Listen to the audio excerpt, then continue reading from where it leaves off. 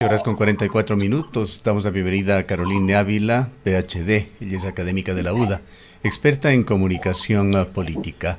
Carolina, hemos tenido nuevamente un intenso fin de semana en Ecuador con lecturas diferentes, unas que nacen desde este país, otros desde México, otros desde la comunidad internacional. ¿Cuál es su balance de este intenso fin de semana, de los mensajes que se han difundido, de los intercambios de estos mensajes? Hola, querido Gustavo, quiero primero confirmar si se escucha bien. Perfectamente. Adelante. Gracias.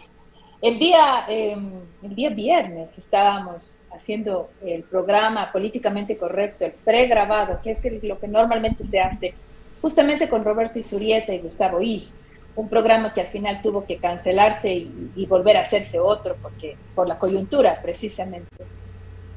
Y Roberto decía, estoy buscando tres distintos perfiles porque no puedo hacer el trabajo de tres o cuatro personas. Y yo le decía, si hay uno que no puedes dejar, Roberto, es el de vocero, porque como acabamos de escuchar, Roberto Izurieta es un muy buen vocero. Por ejemplo, la última línea, la que acabamos de escuchar, es, si existe impunidad, sube la violencia.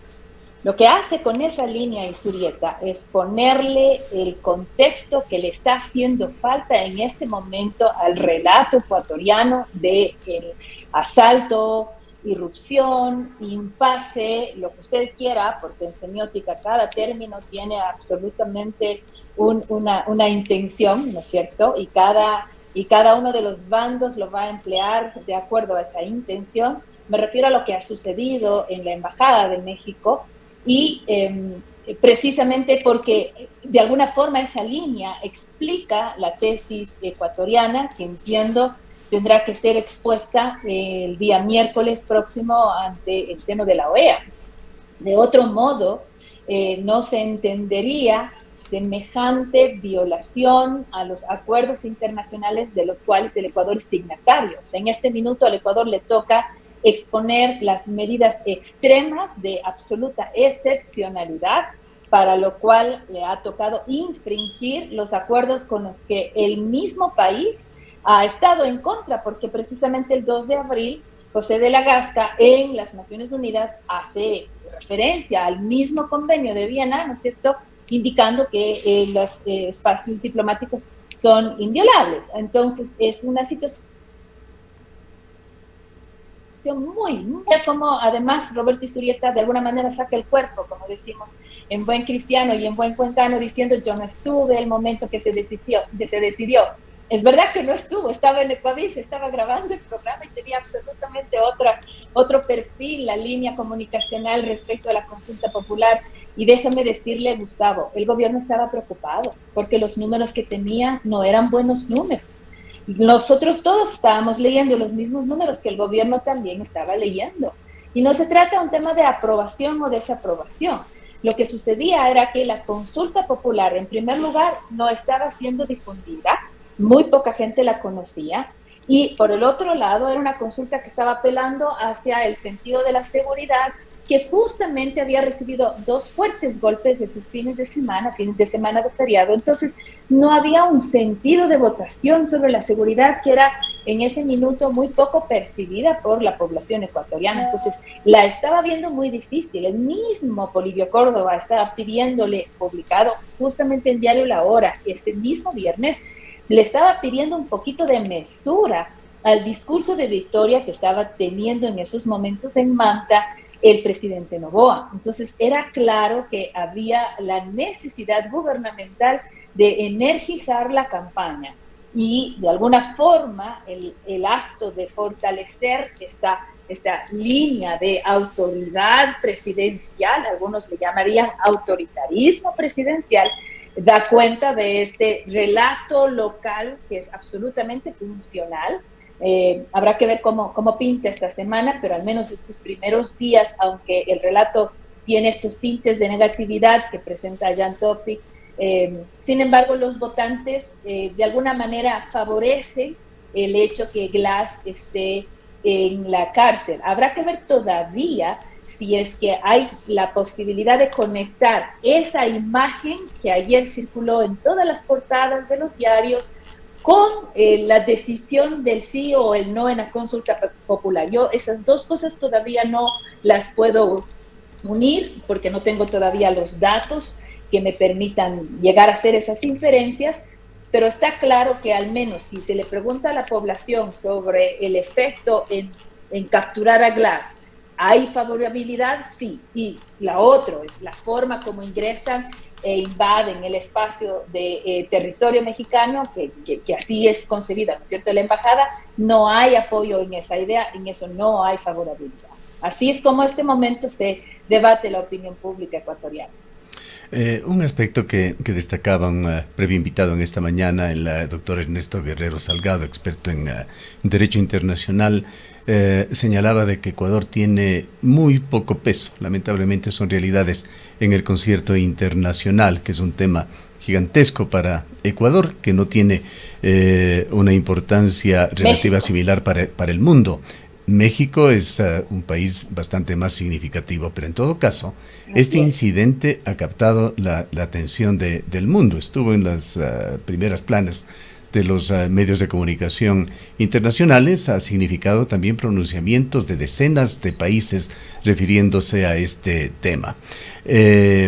Poniéndolo en este contexto justamente, Caroline, tenemos que recordar también que esta situación se da en medio de una crisis institucional del país que ha tocado fondo. En Ecuador las instituciones son muy débiles, es lo que se está investigando por parte de la Fiscalía justamente.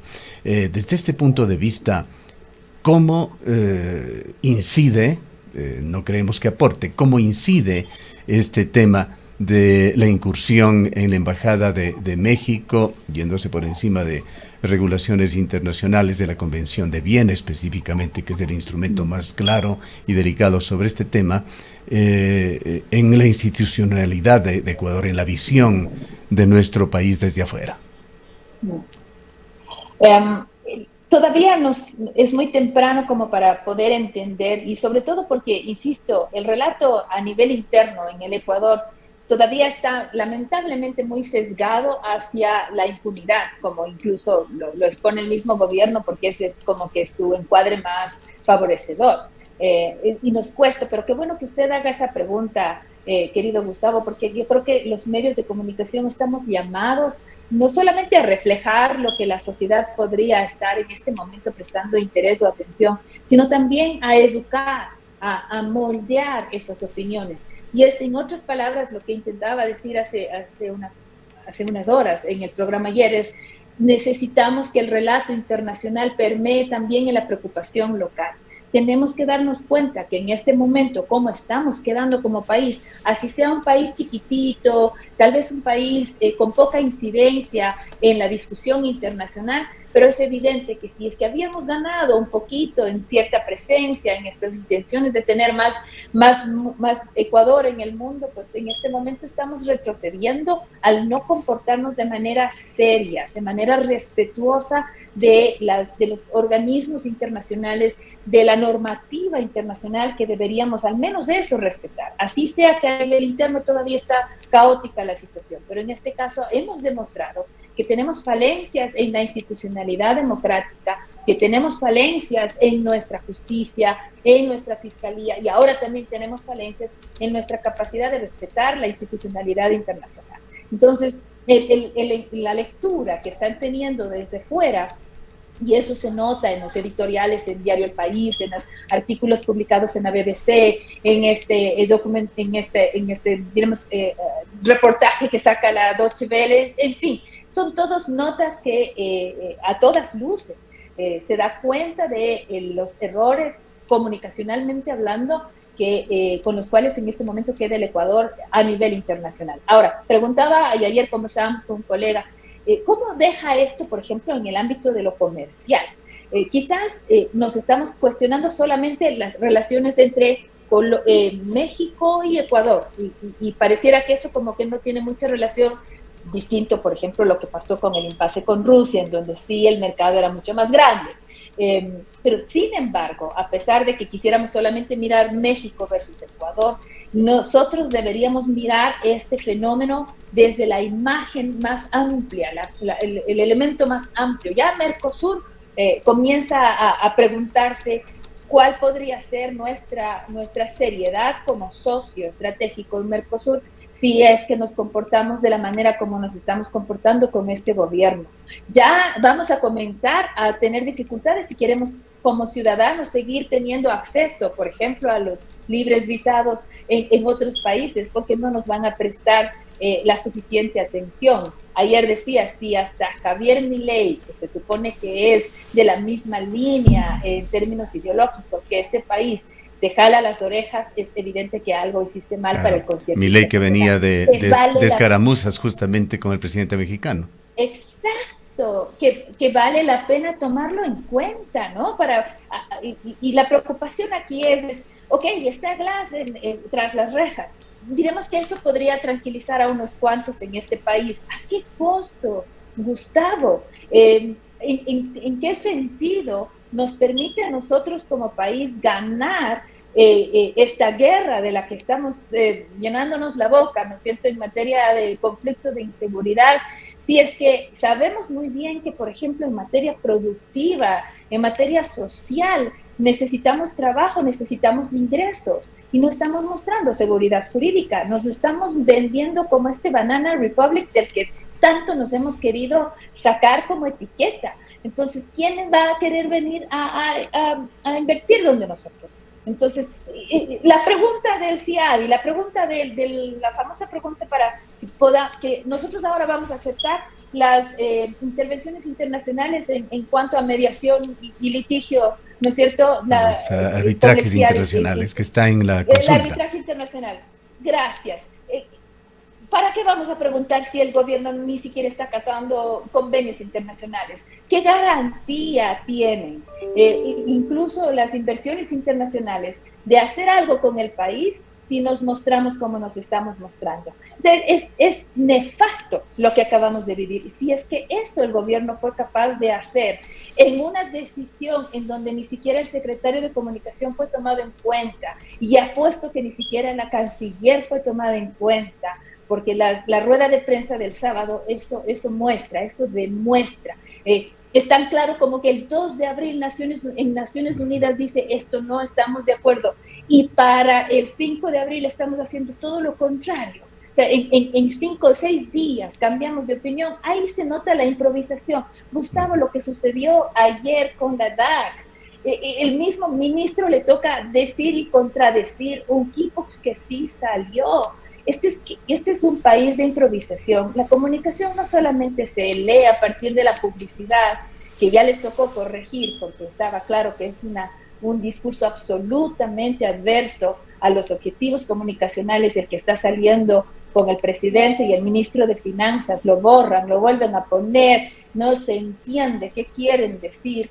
Y es lo mismo que está pasando con las decisiones a nivel internacional, sobre la base de intentar armar un relato, que es lo que en este momento le toca hacer a Roberto, intentar armar un relato que justifique lo que hicieron a nivel internacional con tal de salir adelante con la consulta popular. ¿En serio tanto les importa ganar el 2025 esa presidencia a costa de evaporarse el prestigio del país a nivel internacional? Esa es mi preocupación, querido Dirigiéndonos justamente a los temas de interpretaciones internas, Caroline, le pregunto, porque yo no le he escuchado, no estoy en todo, por supuesto, pero no le he escuchado a la ministra de Gobierno, Mónica Palencia.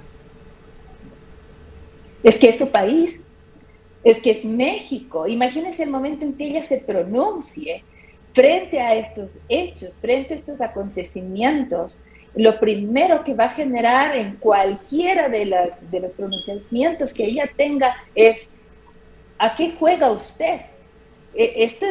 Pero ella no puede haber estado exenta del proceso de decisiones.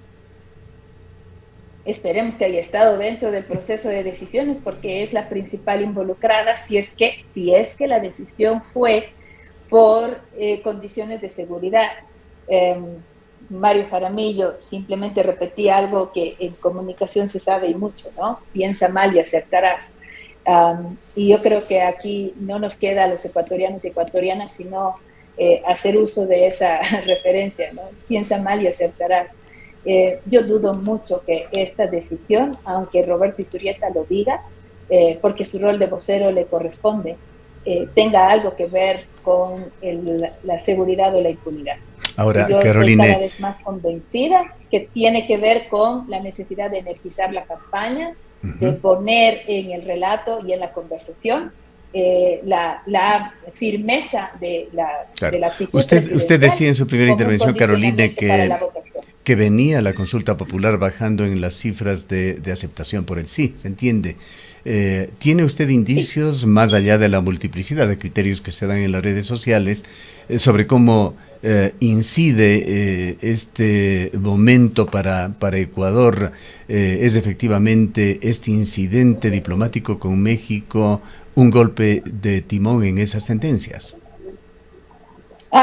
Diremos, a ver, lo primero que se sabe es que en las redes sociales, que es lo más inmediato para poder evaluar, Gustavo, nos hace falta mediciones más amplias, pero en las redes sociales la escucha en la conversación digital es interesantísima, porque hay un 60% de favorabilidad, así es como se interpreta, algunos han hablado del 62%, pero hay un 60% de favorabilidad a la detención de Glass. Entonces, y esto es interesantísimo, que no se trata de, la pregunta no es ni siquiera si va a México a enojarse con nosotros o si es que el Ecuador debería enojarse con México, no, es a la imagen de Glass. Y si usted se fija, eso fue lo que pusieron principalmente en portadas los medios de comunicación el día de ayer. Ni siquiera el eco del concierto internacional rechazando la invasión, fue parte de las portadas de los diarios, fue la detención de Glass en La Roca. Eso era lo más importante que necesitaba el gobierno. En ningún lado sale Novoa, pero es eso como que lo más fuerte, ¿no? ¿Qué otra cosa sale con mucho eco en las redes sociales y con un refuerzo, sobre todo en el fin de semana? La estrategia tiktokera del red flag. Los que están en TikTok, son buena parte de los ecuatorianos, más que en Twitter, saben muy bien, ese trend es un trend antiguo, pero que salió con mucha fuerza y es los que votan no, ¿quiénes son? Entonces, necesitaba el presidente encasillar como un enemigo que esta vez ya se hace visible, que es el correísmo, ¿no? Con un enemigo y con una suerte de etiqueta para ilustrar al no. Claro, Antes de este fin y de ese dentro de su semana, análisis el, también le ruego, Caroline, está ese punto clave de que aparentemente terminó esa connivencia con el correísmo a nivel de la Asamblea. sí, sí, claro, no, ya estaba, ya se veía venir. Recuerde que los últimos votos, inclusive, por ejemplo, el del IVA no consiguió los votos del correísmo, fue por otros lados, pero sí, o sea, era algo que ya estaba soltándose como acuerdo administrativo, como dicen los correístas que tuvieron al inicio del proceso legislativo y que en este minuto ya queda absolutamente evidente, ¿no es cierto? Y el momento en que escuchamos a la bancada correísta decir 11 veces no, pues le facilita al gobierno poder identificar un oponente. Hasta el día viernes preguntábamos, ¿contra quién se enfrenta Novoa en este proceso electoral? No había un rostro visible de oposición. Era muy complejo para Novoa entender este enemigo, ilustrarlo, ponerlo en contexto para que la gente a su vez pueda identificarlo y agruparse. Es bien difícil en un proceso electoral hacer campaña, sí, ahora ya lo tiene.